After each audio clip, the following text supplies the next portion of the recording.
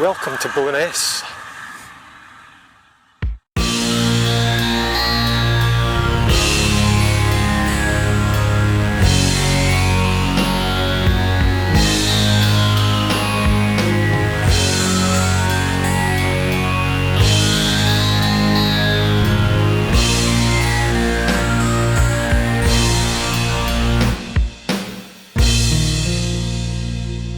The walk initially follows the John Muir Way into Kinneil Wood and onto small roads overlooking the broad Avon Valley.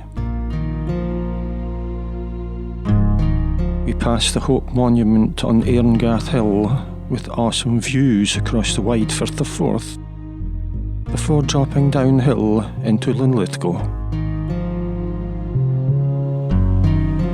But first, we have some business to attend to, and more on that later.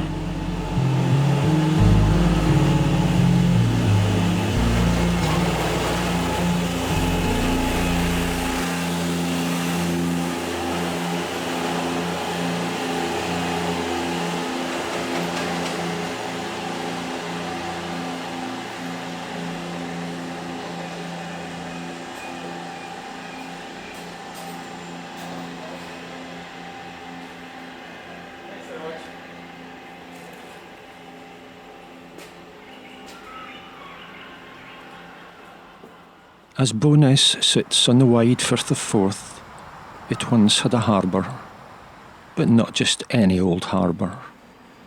For Bo'ness was at one time the second largest port in Scotland, now largely derelict. The seagulls, like the locals, miss all the trade and industry that went hand in hand with this doorway to the world. Today, Bo'ness is all about railways, with the Scottish Railway Museum and the Bo'ness and Kinneil Railway taking visitors a short distance to an old fireclay mine. There's just something awful nice about being on an old station, or sitting in an old carriage being majestically shuggled along the track by an old steam train.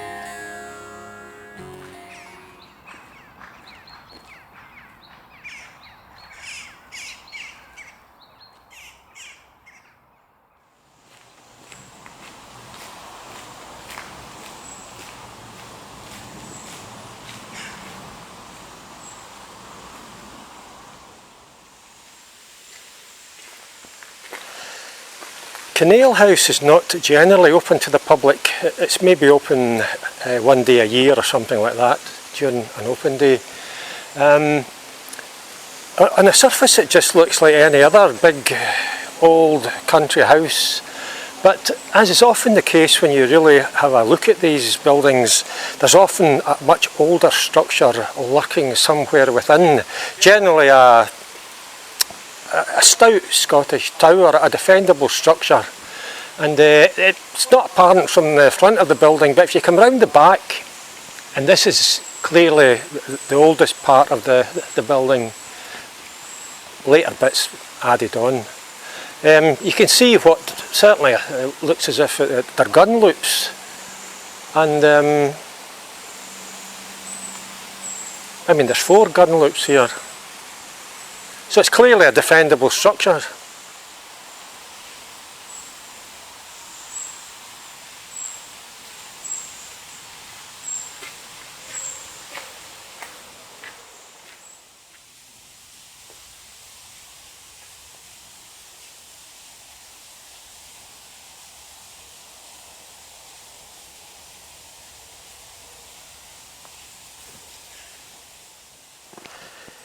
It's amazing what you just chance upon when you're out and about.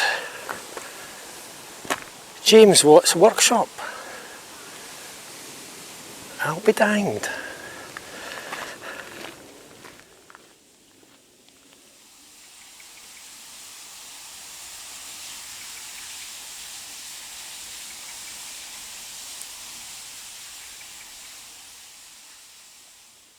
There are many paths in Kinneil Wood, and it's very easy to lose your way. With any luck, you'll soon emerge from the trees and pick up a lovely little road just east of Laughing Hill.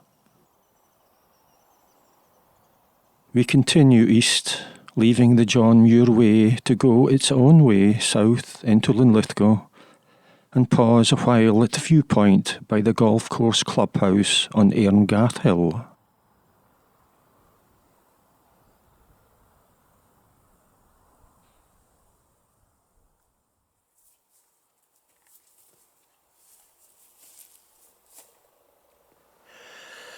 Well, having get lost in the woods in Kinneil Estate, which is par for the course for me, you know, you haven't had a proper walk in woods unless you've lost your way at least once. After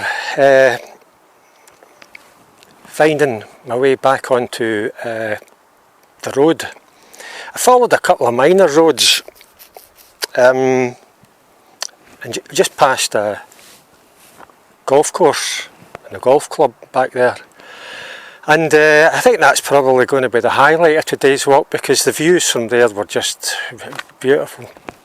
You could see, you know, it's the highest, probably the highest point of today's walk, and you can see towards you're over the Firth of Forth towards Airngath Power Station, or what used to be a Airngath Power Station, now just a big chimney. And beyond to the new bridge at Kincarton, and way beyond that to the Ochil Hills.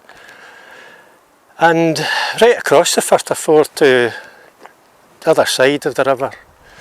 And in this direction, and right now I'm looking at the 3 bridges at Queensferry.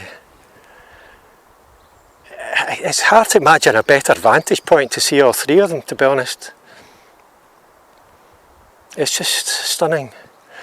And I have to say that although there were 1 or 2 cars on the small roads that I came along there, they were just lovely little roads, mostly quiet and peaceful and slow and leisurely, and just it reminded me of how roads used to be, where you could have a nice wee stroll in a hot sunny day with just the buzz of insects, and it was just glorious. I loved it. But having soaked up all the views, we're now going to follow this footpath here. I mean, on the other side of the road there, that footpath continues into Bo'ness, but that's not the way I came. As I say, I came down the road there. And we'll follow this path, which will head down to another minor road and wriggle its way towards the east of the loch at Linlithgow, and then we'll head into the town itself.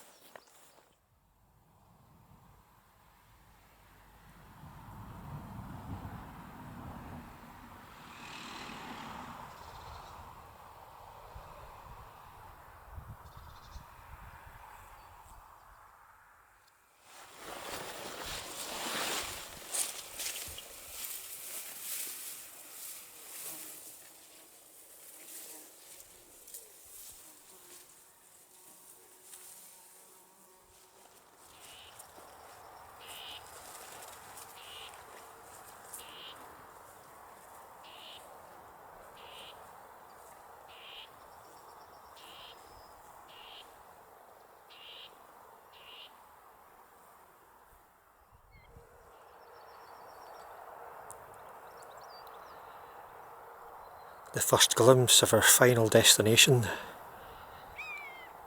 the palace at Linlithgow, the birthplace of Mary, Queen of Scots.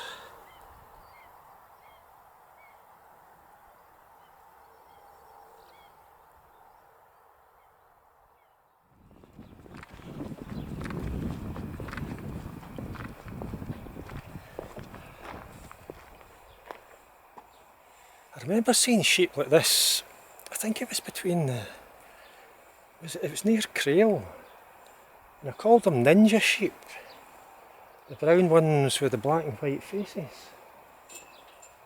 So we better not hang about here, or we'll get ninjaed. Just back onto the road after that footpath, which was a nightmare. It might have been far better just sticking with the road and just ignoring that little short section of footpath, because it was overgrown with thorns and all sorts of plants. I mean, you know, plants in the countryside. Who'd have thought it? But it was just, it wasn't good. I'm now liberally dabbled with blood from thorn bushes and insect spittle, and feeling a little bit sorry for myself. But I think it's road all the way. The turn, thank goodness, springs to mind.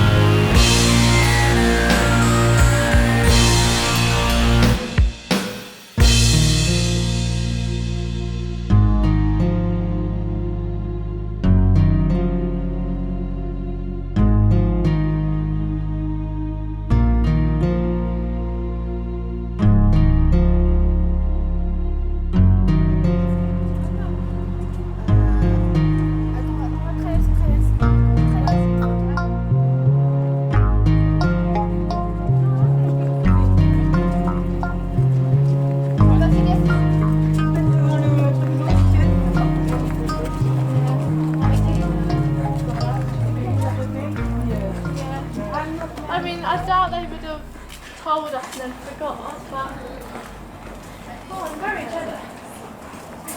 Is it the wedding anniversary? Huh? Is it like a 25th wedding anniversary? No. What about another like it?